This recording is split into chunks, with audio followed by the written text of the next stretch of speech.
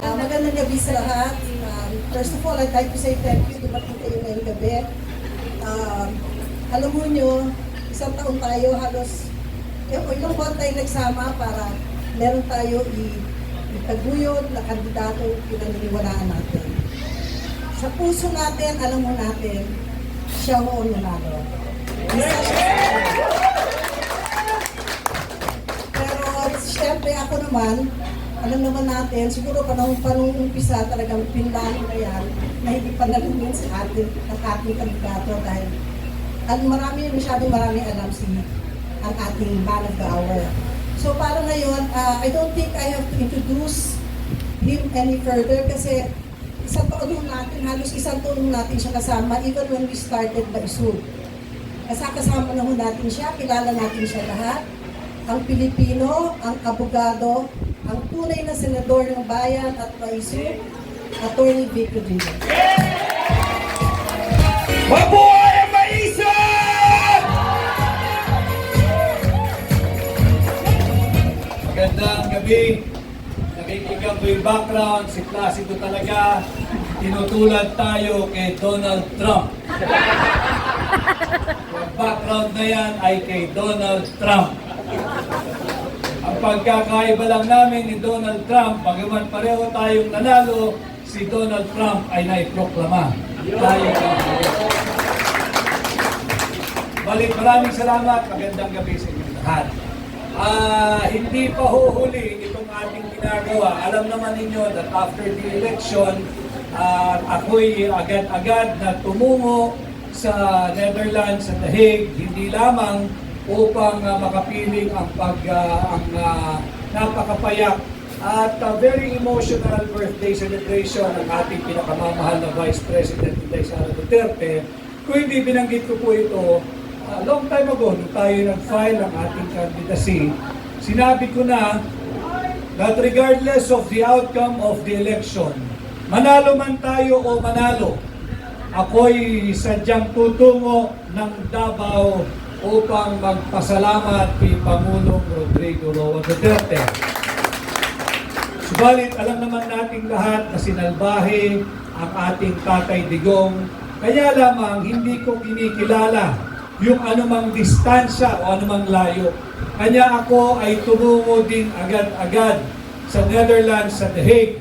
Hindi man kami magkaharap ni Tatay Digong, nakakatiyak ako na malalaman niya at aabot sa kanya na naroroon ako upang magpasalamat, upang kamustahin siya, at upang makiisa sa napakasimpleng selebrasyon ng kaarawan ni Vice President Inday Sara Duterte. At ganun din, patuloy tayo sa pag-iikot. Nung bago ho ako nagpunta ng The Hague, ako ay nagpunta ng Davao. Alam niya nung ating mga kasamahan, yung Execom at core members ng Hakbang ng Maisog. Ang Hakbang ng Maisog, ang ating social movement, tayo ay agad-agad tumungo sa post-election assessment and analysis. Wala tayong pahinga, nagtuloy-tuloy tayo. Hindi tayo partido, tayo isang social movement, pero makikita mo yung commitment ng bawat isa sa kinikilala ninyong miyembrong leader at executive sa pamumuno ng ating ginagalang rinerespeto si Manong Jun Ibasco. Hindi tayo tumitigil, hindi tayo nanonood lamang sa tabi. And I would also like to congratulate all of you sapagkat wala pang isang taon ang Hakbang ng Maisog. January 2024 tayo nagsimula. Si Pangulong Duterte at si Manong Jun Ibasco ang nagsimula ng lahat ng ito, kasama si Vice President Inday Sara Duterte.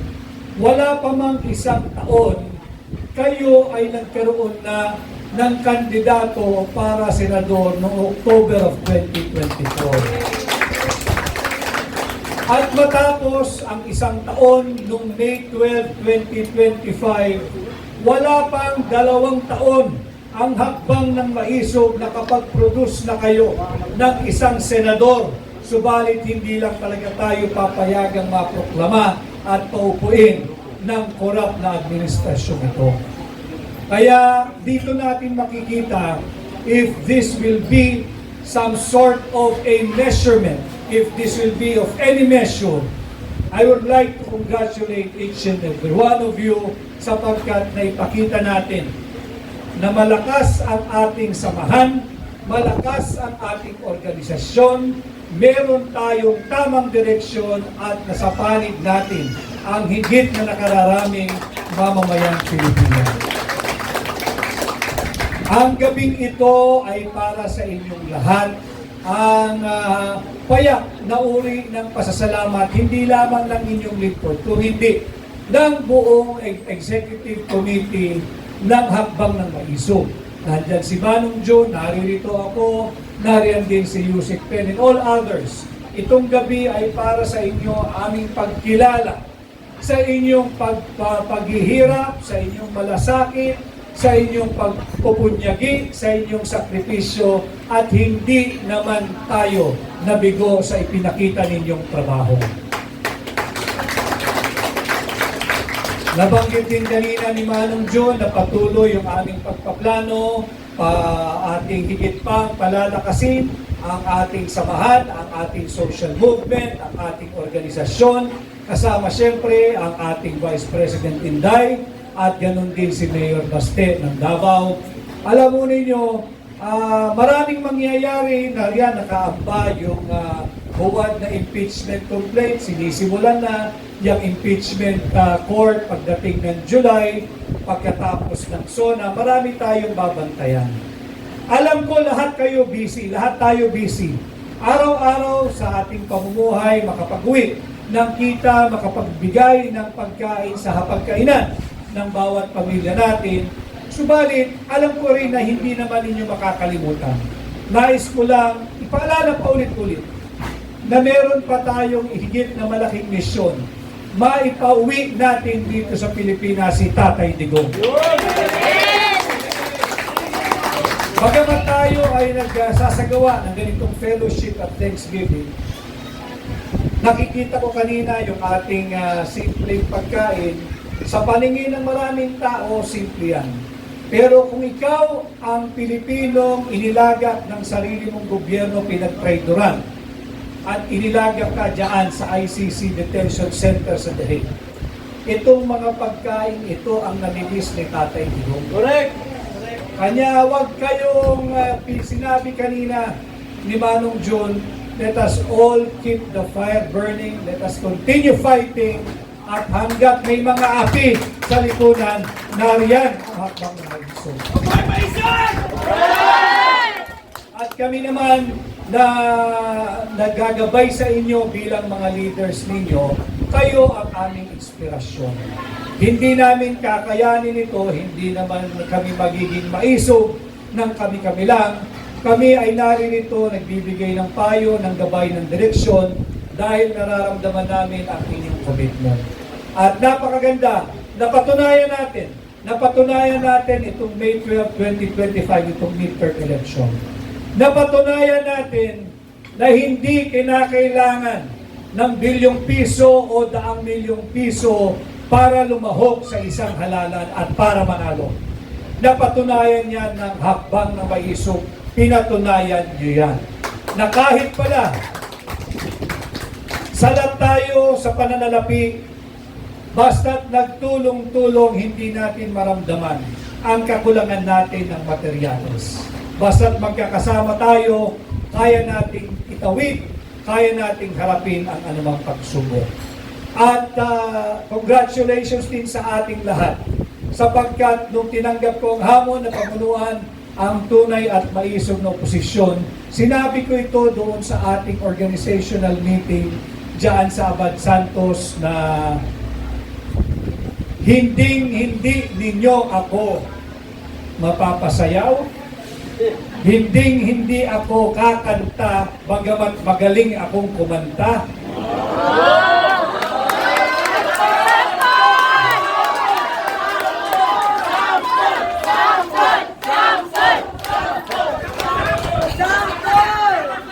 Hambog lang yun. Napatunayan natin na hindi kinakailangang sumayaw kumanta, magpatawa, magpakengkoy-kengkoy sa entablado para ikaw ay tangkilikin at iboto ng mamamayang Pilipino. Handa na ang mga Pilipino sa isang seryosong talastasan basta't ang pinag-uusapan ay mga usaping panlipunan na mahalaga sa bawat pamilyang Pilipino. Marami pa tayong gagawin, marami pa tayong haharapin, pero ngayong gabi ay para sa inyo.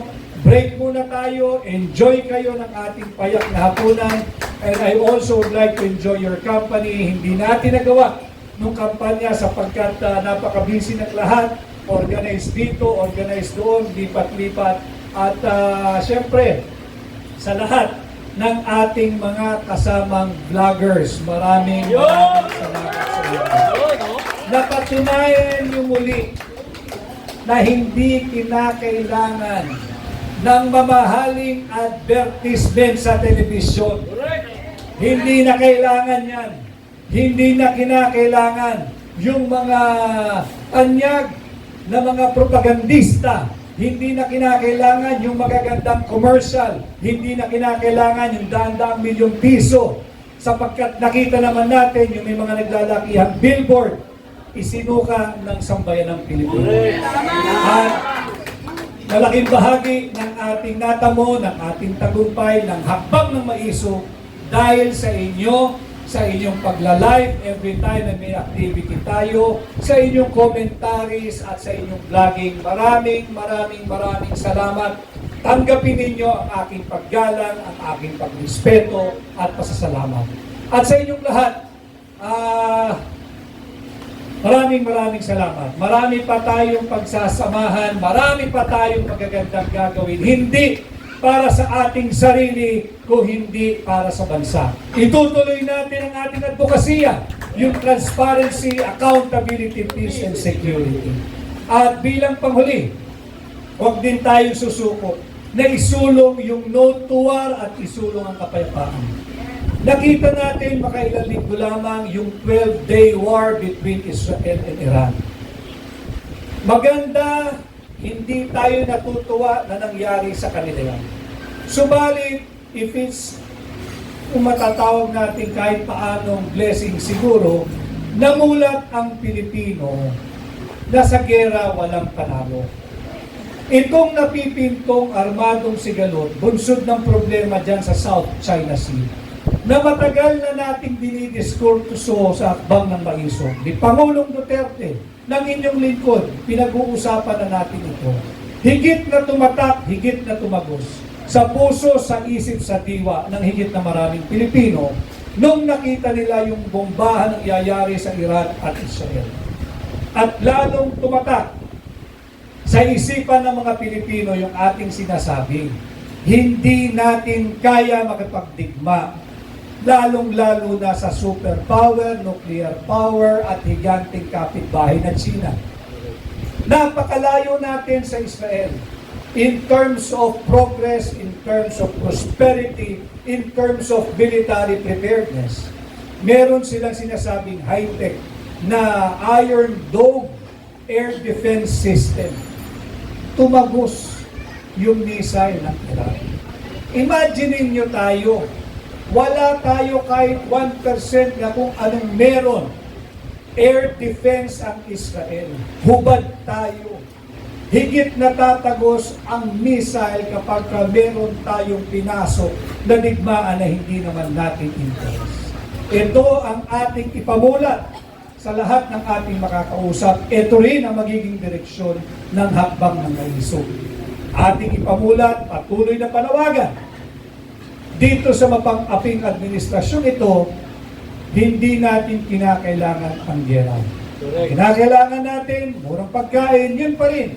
Murang pagkain, murang bilihin, murang kuryente, peace and order, labanan ng droga, pababain ang kriminalidad. Hindi natin kinakailangan ng digmaan. At yan ang patuloy natin gagawin sa patuloy nating paglilibot, pati yung ating mga kasama sa Hakbang na Maisog International, ating patuloy na iikutan at haharapin, pasalamatan sila at patuloy na iorganisa. Of course, hindi naman agad-agad sapagkat medyo mahal din ang pamasahe.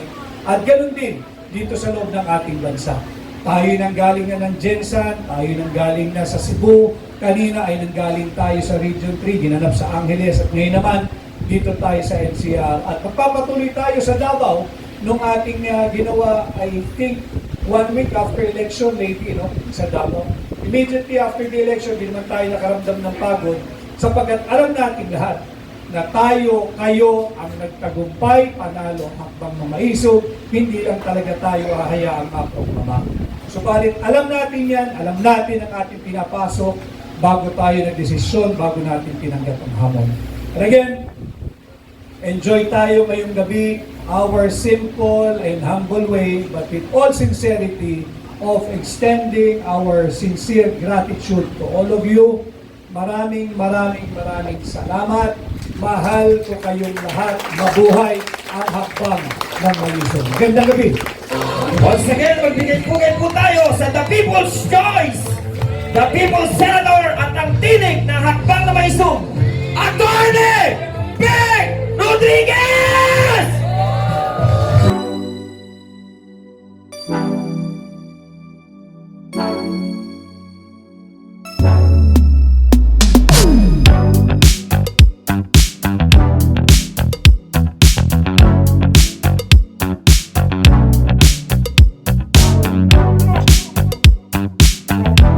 Nasa ikalawang bahagi na po tayo ng ating event ngayong gabi. Salamat.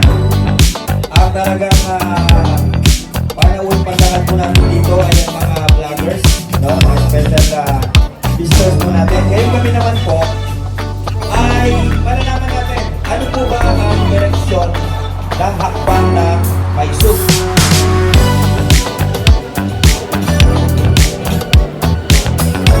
Okay, bago po natin tawagin si Reyna ng mga meta. Okay, meron po munang mensahe. Isa nating maisog NCR na walang iba kung hindi si Tito Director Nick Isaso. Basahin ko lang po. Okay? Sabi po ni Tito Nick, please read to the members my message. Greetings to my maisog colleagues. First of all, I just want to inform everyone that I had successful hernia operation yesterday. Salamat po, Panginoon. Thank you for your prayers and expressions of concern. I'm now recuperating well. That said, I've been steadily following your exchange of opinions and sharing of sentiments on social media, and I am impressed with the quality of intellectual discourse. That said, however, may I sneak in a suggestion. Can we now go to the next phase of our movement, which is to make concrete plan of action to achieve our shared objectives. As the ancient Romans would say, acta non verba. Tempus fugit. It's time to act. Time flies. Yan, palakpakan po natin si Tito Nick Isaso. Tamang-tama po ang mensahe ni Director Nick, sapagkat ngayong gabi nga po ay nakatakda nating malaman ano nga po ba ang mga susunod na hakbang ng maisog. At kung nababasa po ninyo sa aming likod, Thanksgiving po ito. At meron din po tayong renewal of commitment. Diba?